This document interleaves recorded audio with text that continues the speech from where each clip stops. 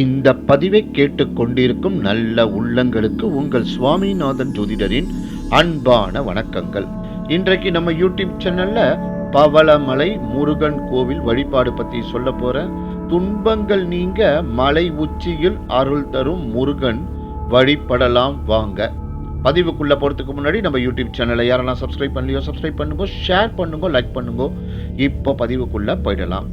இக்கோவில் தமிழ்நாட்டில் ஈரோடு மாவட்டம் கோபிசெட்டிப்பாளையம் அருகில் அமைந்துள்ள ஒரு சிறப்பு வாய்ந்த முருகன் கோவிலாகும். கோவிலின் தல புராணத்தின் படி வாயு பகவான் மற்றும் ஆதிசேஷன் இடையேயான சண்டையின் போது மேரு மலையின் ஒரு பகுதி பவள மலையாக விழுந்ததாக கூறப்படுகின்றது.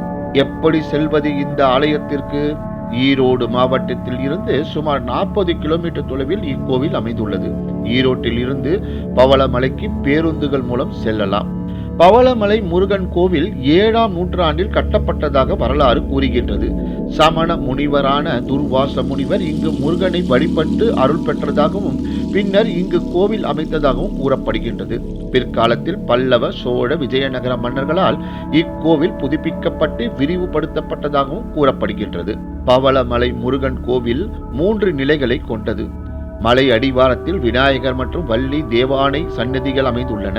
மலையின் மேற்பகுதியில் சுவாமி முருகனின் முதன்மை சன்னதி உள்ளது. அதனை அடுத்து இடும்பன் சன்னதியும் அமைந்துள்ளது. இக்கோவிலின் வளாகத்தில் நவகிரக சன்னதிகள், கைலாசநாதர் சன்னதி, சண்டிகேஸ்வரர் சன்னதி போன்ற பிற சன்னதிகளும் உள்ளன. பவளமலை முருகன் கோவில் ஒரு சிறந்த சுற்றுலா தலமாகவும் விளங்குகின்றது. பவளமலையில் அழகிய மலைப்பாங்குகள், அமைதியான சூழல், சுத்தமான காற்று பார்வையாளர்களை கவர்கின்றன. திருமண தடை, குழந்தை பேறு, தொழிலில் வெற்றி பெற பக்தர்கள் தினந்தோறும் பவளமலை முருகனை அர்ச்சனை செய்து பிரார்த்திக்கிறார்கள். பவளமலை கோபிசெட்டிப்பாளையத்தின் முக்கிய அடையாளமாக திகழ்கிறது. அமைதியான சூழல் மற்றும் அழகிய இயற்கை காட்சிகள் பவளமலையின் சிறப்பு அம்சமாகும்.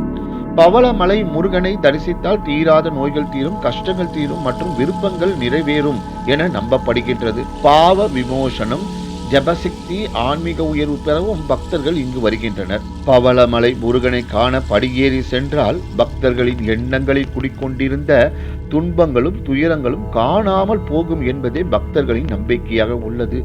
எனவே மக்களே, நாமும் ஒரு முறை பவளமலை முருகனை தரிசித்து சகல சௌபாக்கியத்தை பெறுவோம் என்று கூறி இந்த சிறப்பான ஆன்மீக பதிவை நிறைவு செய்கிறேன். நன்றி, வணக்கம், வாழ்க வளமுடன்.